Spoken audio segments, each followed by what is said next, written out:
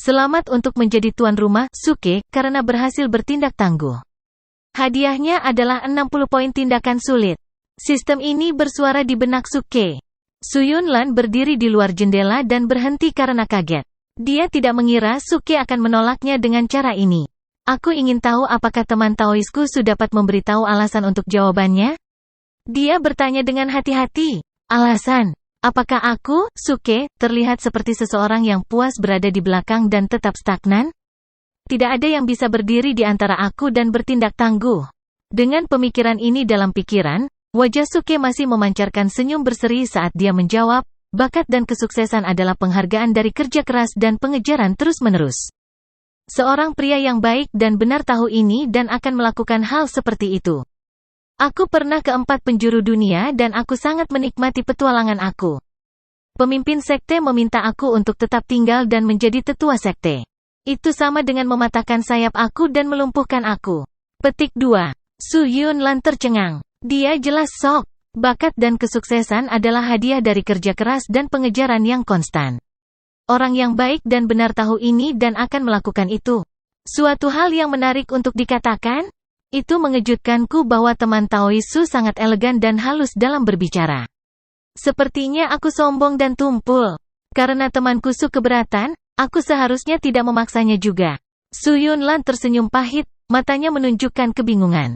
Dia awalnya berpikir bahwa Suke hanya seorang pembudidaya nakal lidah yang fasih, tetapi bukan orang jahat. Selain itu, dia tahu bahwa dia juga cukup kuat.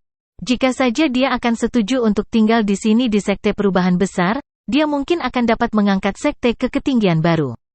Dia tidak berharap untuk mendengar kata-kata bunga dan halus dari dia seolah-olah dia adalah semacam sarjana puitis, penuh percaya diri dalam kemampuan linguistiknya.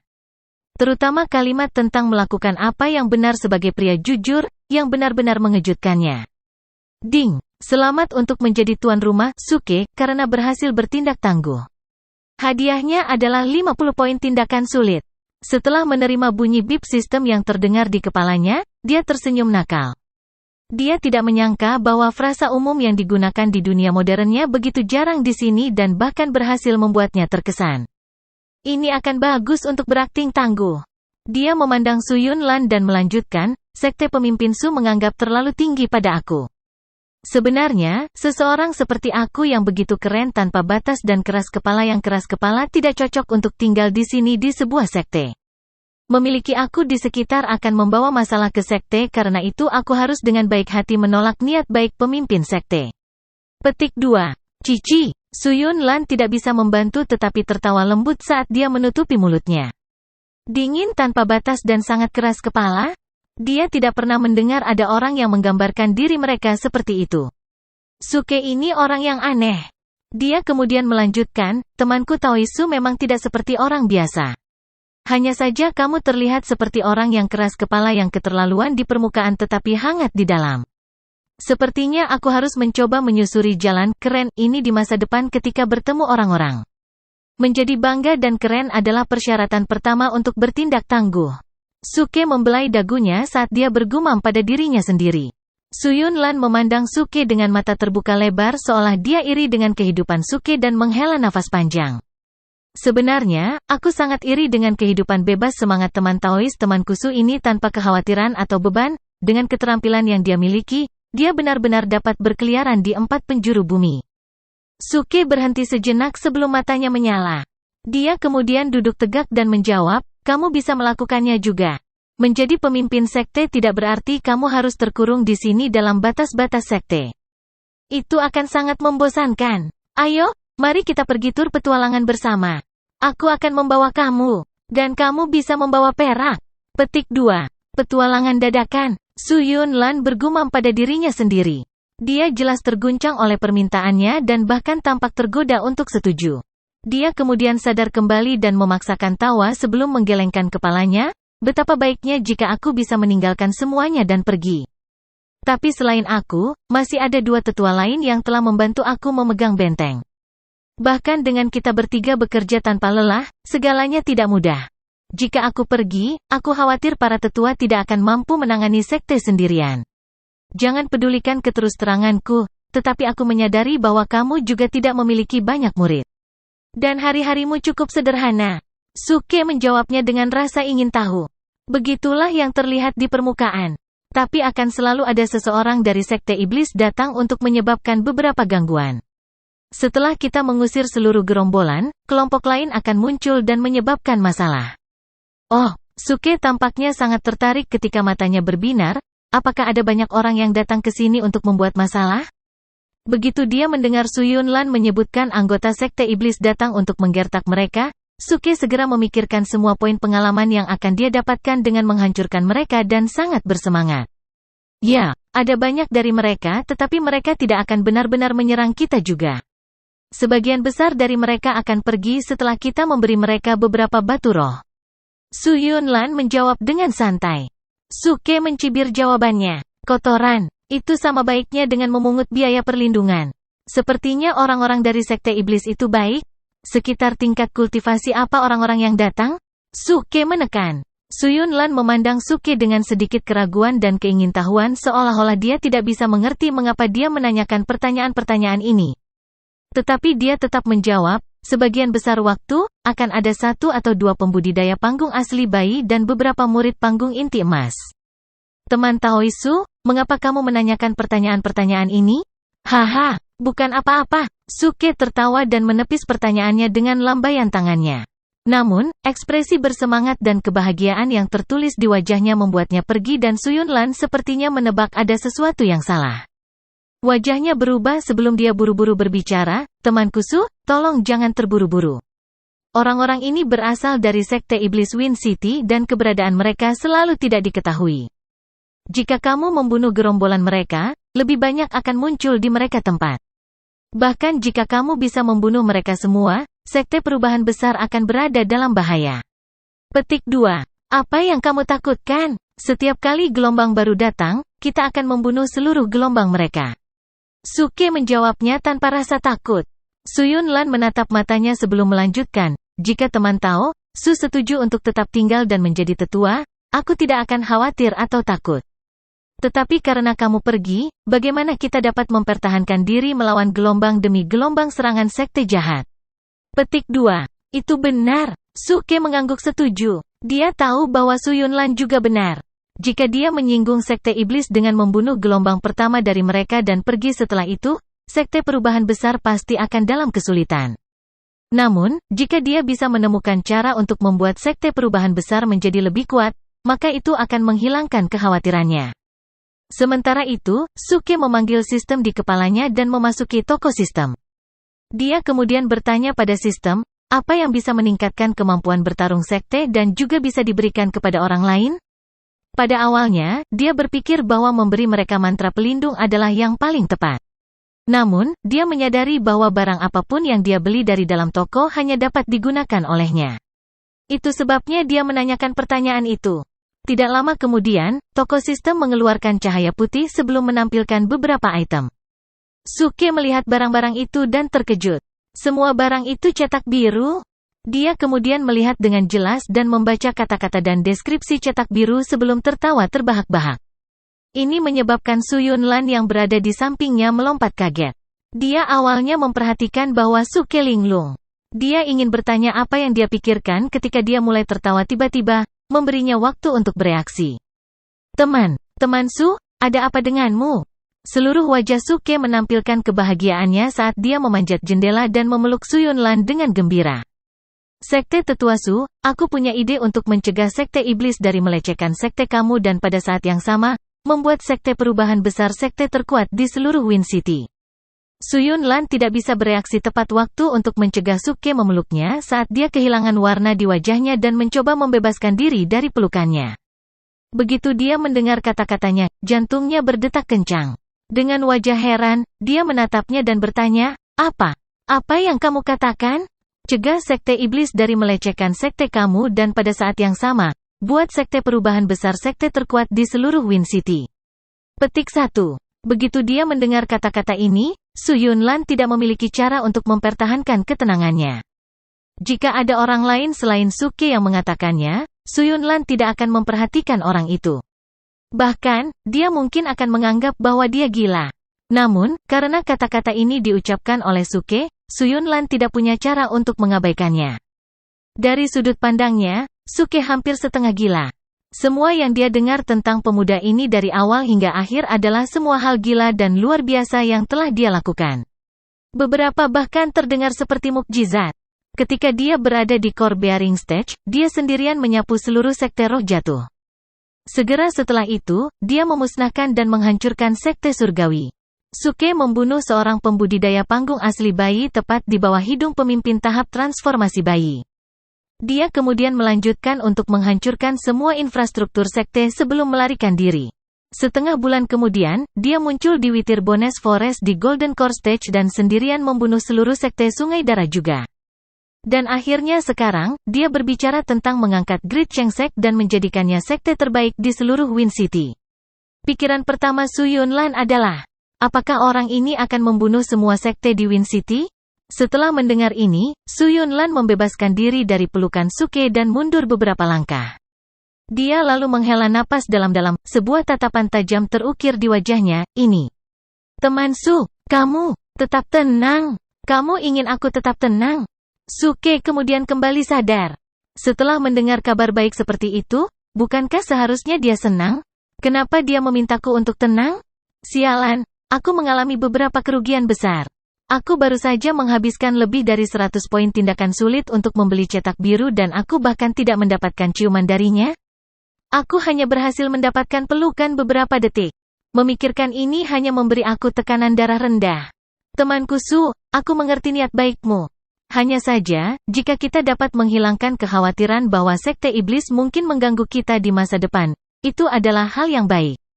Namun, sekte lain di Wind City adalah polos dan aku dengan rendah hati memohon agar kamu menunjukkan belas kasihan kepada mereka.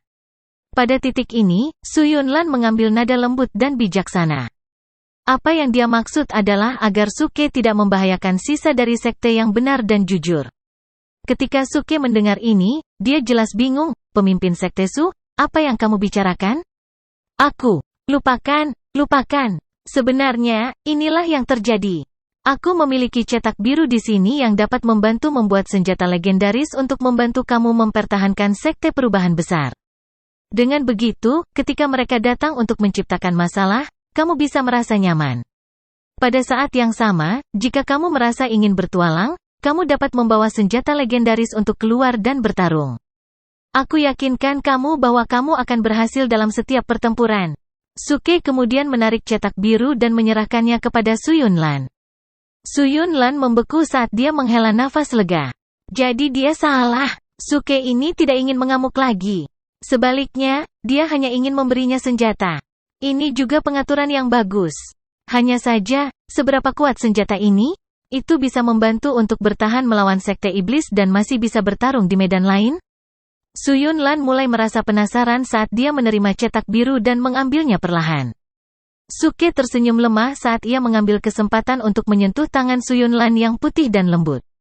Faktanya, cetak biru yang dia ambil disebut God Powered Cannon. Senjata khusus ini memiliki salah satu teknologi paling canggih dalam bidang kultivasi dan merupakan senjata yang kuat. Dibutuhkan Suke seluruh 120 babak poin sulit untuk membeli. Selama instruksi pada cetak biru diikuti, itu akan dapat membangun seluruh meriam yang dapat digunakan oleh orang lain selain tuan rumah. Tentu saja, kekuatan Canon yang didukung dewa ini menakutkan. Setiap tembakan yang ditembakkan akan memakan sejumlah kecil batu roh, tetapi bisa memancarkan kekuatan yang ditangani oleh pembudidaya panggung asli bayi. Jika jumlah yang cukup dipecat, itu bahkan bisa mencapai jumlah kekuatan yang ditangani oleh seorang pembudidaya tahap transformasi bayi. Yang paling penting adalah bahwa Suke harus membuat seluruh meriam sendiri. Kemudian, terlepas dari siapa yang menembakkan meriam, selama orang-orang terbunuh olehnya, poin pengalaman semua akan jatuh ke Suke. Itu mungkin salah satu alasan utama mengapa ia memilih senjata ini sejak awal. Lalu, kemanapun dia pergi setelah ini, selama sekte perubahan besar memerintahkan meriam bertenaga Tuhan ini untuk membunuh musuh-musuh mereka, dia akan selalu mendapatkan poin pengalaman tanpa harus melakukan apapun. Ini adalah pembelian yang sangat bagus. Saat Suyunlan mengarahkan matanya pada cetak biru, semua rasa ingin tahu di dalam matanya lenyap. Dia kemudian tersenyum dan memandang Suke, teman Taoisu, seperti, meriam biasa seperti itu mungkin tidak berguna, kan? Meriam umum? Kamu pasti bercanda. Bagaimana meriam biasa dibandingkan dengan ini? Suke kesal. Dia menunjuk cetak biru dan berbicara, pemimpin Sekte Su, tolong perhatikan baik-baik. Ini adalah meriam bertenaga dewa.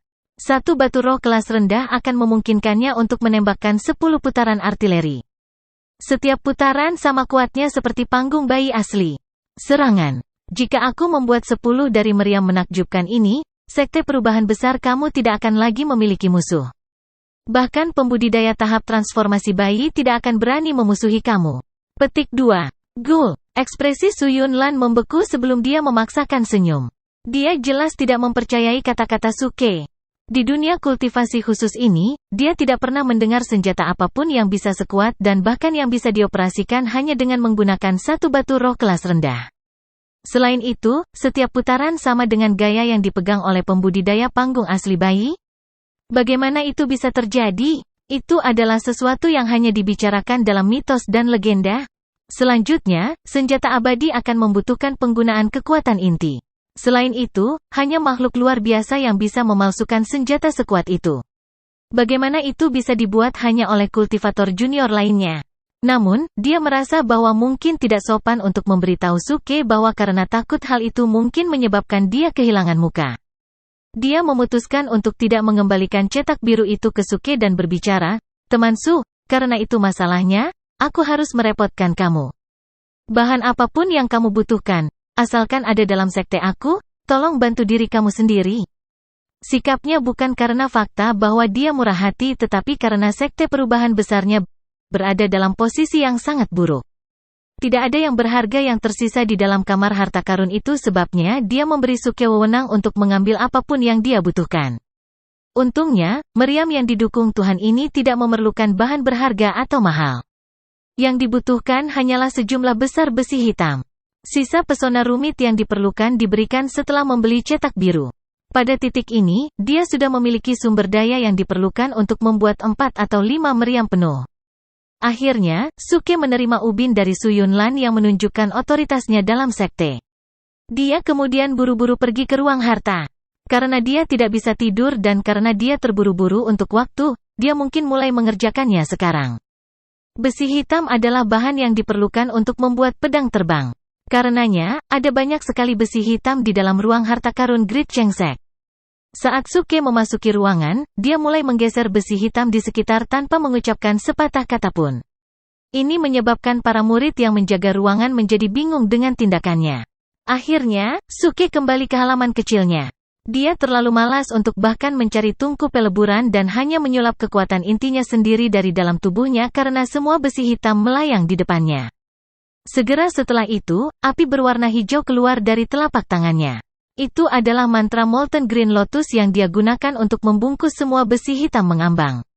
Seketika, itu mulai terbakar. Mengikuti instruksi cetak biru itu, Suke menggunakan api mistis dan mengubah besi hitam menjadi bentuk cair dan menghilangkan kotoran dari dalamnya. Proses ini memakan waktu beberapa jam. Dia sibuk bekerja sampai siang hari, akhirnya, ia menciptakan besi hitam gelap yang benar-benar hitam murni dalam bentuk cair. Segera setelah itu, ia mulai membentuk cairan yang meleleh ketika mulai mengeras dan mengambil bentuk meriam yang didukung Tuhan sebagaimana dijelaskan dalam cetak biru. Begitu meriam mulai mengeras, dia buru-buru mengambil sepasang lempengan batu yang bertuliskan prasasti di sekelilingnya dan meletakkannya tepat di tengah-tengah seluruh meriam. Lembaran ini diberikan gratis dengan pembelian meriam. Menempatkan lempengan kayu prasasti di dalam meriam itu mirip dengan memasang microchip di dalam komputer. Itu adalah jantung aktivitas di dalam perangkat. Suke menanganinya dengan mudah. Beberapa jam kemudian, hampir di malam hari di mana seluruh langit dicat merah dengan matahari terbenam. Meriam yang didukung Tuhan yang pertama berhasil dibuat. Seluruh meriam tingginya sekitar 1 meter dan berwarna hitam pekat. Ada juga banyak prasasti emas yang tertulis di seluruh tubuh meriam, yang memberinya aura mistis. Dia menyadari bahwa dia bahkan tidak punya waktu untuk mencobanya. Suke buru-buru memanggil murid sekte perubahan besar dan memintanya untuk memanggil pemimpin sekte dan 2 tetua sekte untuk datang dan melihatnya. Murid itu berlari dan melihat meriam itu duduk di halaman belakang akomodasi Suke dan memberikan ekspresi aneh. Dia tampak setengah tersenyum namun tidak berani tertawa keras. Seorang pembudidaya berpenampilan normal sebenarnya telah menciptakan senjata yang memiliki kemiripan dengan yang digunakan di kamp militer. Dia bahkan menghiasinya sampai tampak seperti harta karun. Jika tersebar kabar, semua orang akan mulai menertawakan ketidakpercayaan dari semua itu. Namun, Suke diberi status tinggi sebagai tamu terhormat. Karena itu, murid itu melakukan semua yang dia bisa untuk menahan tawanya. Dia kemudian berbicara, teman Taois, ketika kita bertemu pemimpin sekte dan tetua sekte, kita semua harus menulis catatan kepada mereka terlebih dahulu yang menunjukkan alasan pertemuan itu. Permainan apa itu? Kita harus menulis catatan sebelum kita bertemu mereka? Gagasan konyol macam apa itu? Suke mengerutkan kening. Sebuah sekte kecil seperti ini memiliki birokrasi dan formalitas seperti itu. Bahkan sekte surgawi yang besar tidak membuat segalanya jadi rumit. Murid itu dengan cepat memberi hormat dan menjelaskan, teman Taois salah. Sepanjang sejarah, pemimpin sekte dan tetua sekte kami selalu tinggal di perpustakaan rahasia sekte. Perpustakaan rahasia ini memiliki banyak pesona yang membatasi yang mencegah setiap orang yang tidak berwenang untuk masuk. Satu-satunya cara bagi mereka untuk mendapatkan entry adalah diberi ubin akses. Ubin ini hanya dibawa berkeliling oleh pemimpin sekte dan tetua sekte. Oleh karena itu, setiap kali kami meminta untuk bertemu dengan mereka, kami harus mengirim catatan untuk memberitahu mereka. Pemimpin sekte kami membenci seluruh proses ini juga dan ingin mengubah prosedur tetapi tidak dapat menghapus pesona restriktif. Pada titik ini, semua orang tidak dapat melakukan apa-apa karena mantra pembatas ditempatkan oleh patriarki kami. Petik 2. Jadi, itu sebabnya. Suke kemudian menganggukkan kepalanya dengan halus dan menjawab, baiklah kalau begitu. Bantu aku menulis surat dan cepatlah. Tentu. Dapatkah aku menyusahkan teman Taois aku untuk membacakan apa yang kamu ingin aku tulis dan aku akan menuliskannya sesuai. Murid itu mengambil selembar kertas perak dan berbicara kepada Suke. Suke membelai dagunya ketika dia bergumam, tulis. Sayangku, batuk. Lupakan, menulis, sekte pemimpin Su, ada seorang pemuda tampan dan keren yang ingin mengajakmu berkencan malam ini untuk melihat meriam yang didukung Tuhan. Petik 2. Gul. Murid itu membeku seolah-olah dia mengalami beberapa kesulitan. Teman Daoi, lihat betapa kecilnya selembar kertas itu. Jumlah kata yang bisa aku tulis terbatas. Bisakah kamu membuat pesan lebih ringkas? Ringkas. Suke berpikir beberapa saat sebelum menjawab. Kalau begitu tulis, pemimpin sekte Su, seorang pria muda yang tampan dan dingin ingin mengajakmu berkencan malam ini untuk melihat meriam. Petik 2. Bisakah kamu membuatnya lebih ringkas? Kamu ingin itu lebih ringkas? Baik, maka cukup tulis, pemimpin sekte Su, kencan malam hari untuk melihat meriam. Itu bagus. Teman Taoisku benar-benar anggun dengan kata-katanya. Oh, ada persyaratan untuk menulis nama orang yang ingin melihat pemimpin sekte juga? Bagaimana aku harus memanggilmu? Subjek yang rendah hati ini adalah Dewa Kenon.